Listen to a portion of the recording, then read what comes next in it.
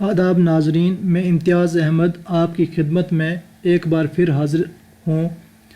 آج اس ویڈیو کا موضوع میر امن کی تصنیف باغ و بہار ہے۔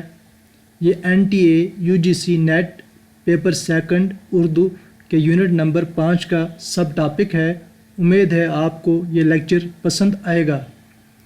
ویڈیو کو لائک اور شیئر ضرور کریں، اور اگر آپ میرے چینل پر نئے ہیں تو چینل کو سبسکرائب ضرور کریں اور بیل آئیکن کو کلک کرنا نہ بھولیں۔ چلیے ویڈیو کو شروع کرتے ہیں۔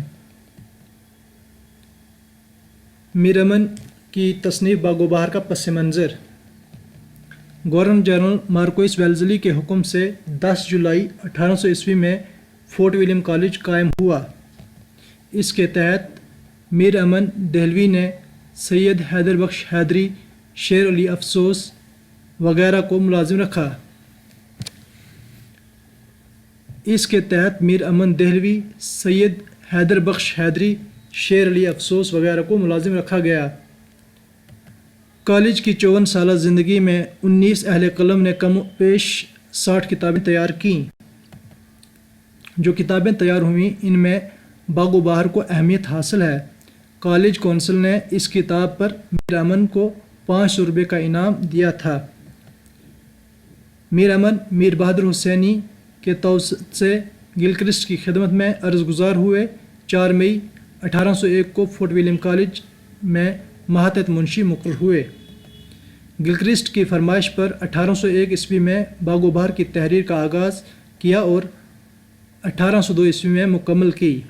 پہلی بار 1802 میں 102 صفحات گلکرسٹ کے ایک انتخاب ہندی مینول میں 4 درویش کے عنوان سے چھپی۔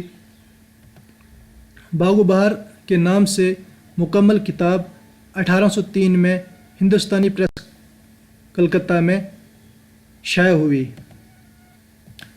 باغ و بہار طبعزات داستان نہیں ہے۔ فارسی اور اردو میں قصہ 4 درویش کے متعدد نسخے ملتے ہیں۔ اردو میں میر حسن عطا خان تحسین کی نوطرز مرثا، جس کی سنِ تکمیل 1775 عیسوی ہے۔ باغ و بہار کا ماخذ اسی نوطرز مرثا ہے۔ باغ و بہار میں 4 درویش کا قصہ اور ایک قصہ آزاد بخت کا ہے۔ آپ سب جانتے ہیں آزاد بخت جو ملک روم کا بادشاہ تھا، اس کی کوئی اولاد نہیں تھی۔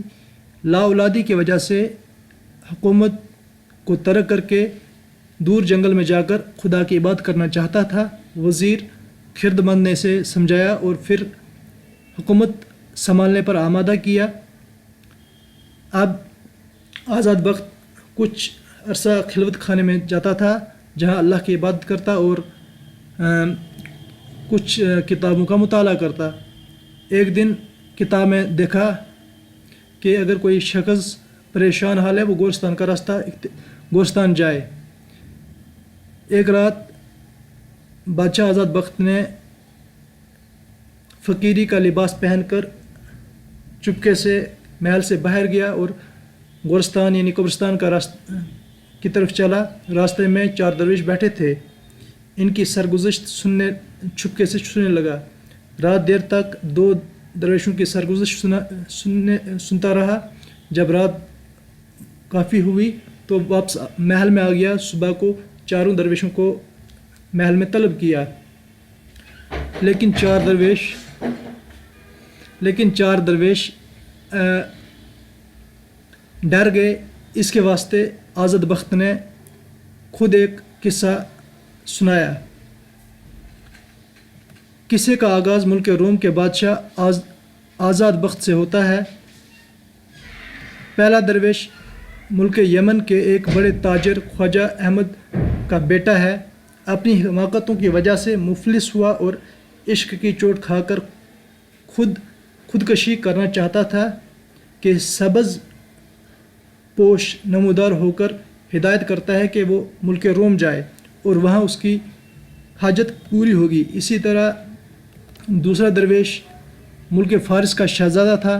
حاتم کی جوان مردی کے قصے نے اسے داد و دشت پر آمادہ کیا تھا، اور پھر بصرہ کی شہزادی کی سخاوت نے اسے शहज़ादी के इश्क में मुब्तला कर दिया। इसने निकाह के लिए शहर नीमरोज़ की खबर लाने की शर्त रखी। वो शर्त पूरी करने निकला और नीमरोज़ के शहज़ादे की दास्तान मोहब्बत सुनकर इसकी महबूबा से मिलाने का वादा कर बैठा। तीसरा दरवेश बादशाह ज़ादा अजम का था। अपनी मोहब्बत का हाल, शादी का माजरा और शरीक हयात की दरिया में डूबकर गायब हो जाना और ख़ुद एक सवार बरकपोश की तसल्ली से बच जाता है और मुल्क रोम का सफ़र करता है, जहाँ पहले से 2 दरवेश बैठे थे। चौथा दरवेश चीन का बादशाह था। चौथा दरवेश चीन के बाद शहज़ादा था। वो चाचा के सितम रसीदा और जुनू के बादशाह मुल्क सादक का मातूब था और फिर ज़िंदगी से तंग आकर ख़ुदकशी करना चाहता था कि सब्ज़ बरकपोश ने उसे भी बचाया और मुल्क रोम जाने की हिदायत की कि वहाँ आज़ाद वक्त आपकी मदद करेगा, इस तरह से आप अपनी मकसद में कामयाब होंगे। चौथे दरवेश की जब सरगुज़श्त तमाम होती है तो बादशाह आज़ाद वक्त के घर में औलाद नरीना की विलादत की खबर मिलती है।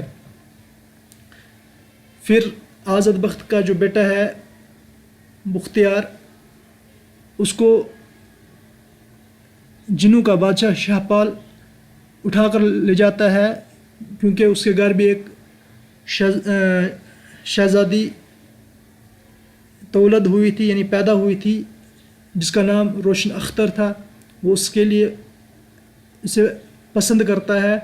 बाद में आज़ाद वक्त को ख्वाजा 4 दरवेश ये कहते हैं कि आप उसको भी एक ख़त लिखो कि मैं भी आपको देखना चाहता हूँ, आपसे मुलाकात करना चाहता हूँ। इस तरह जब वो जिनू का बादशाह उसे बुलाता है तो फिर वहाँ आज़ाद वक्त 4 दरवेशों का किस्सा जिनू के बादशाह को सुनाता है। उसकी वजह से इनके तमाम जो हालात थे, वो जो मकसद से वो पूरा होता है। तो इस तरह से ये दास्तान इख्तिताम को पज़ीर होती है। तो आखिर में ख्वाजा ज़ादा यमन का निकाह दमश्क की शहज़ादी से होता है। दूसरे दरवेश यानी मुल्क फ़ारिस के शहज़ादे का उक़द बसरा की शहज़ादी से होता है। तीसरे दरवेश यानी अजम के शहज़ादे का निकाह फ़रंग की मलका से होता है। तीसरे दरवेश की सैर में एक ज़िमनी किरदार बहज़ाद ख़ान है, जिसका निकाह नीमरोज़ के शहज़ादी से होता है। शहज़ादा नीमरोज़ का निकाह जिन की शहज़ादी से होता है। चीन के शहज़ादे का निकाह पीर मर्द की अजमी की बेटी से होता है। इस तरह हर एक अपनी मुराद को पहुँचता है। बहज़ाद ख़ान और ख्वाजा ज़ादा यमन के बादशाह आज़ाद वक्त के साथ रहना पसंद करता है। बाकी लोग अपने अपने घरों को जाते हैं।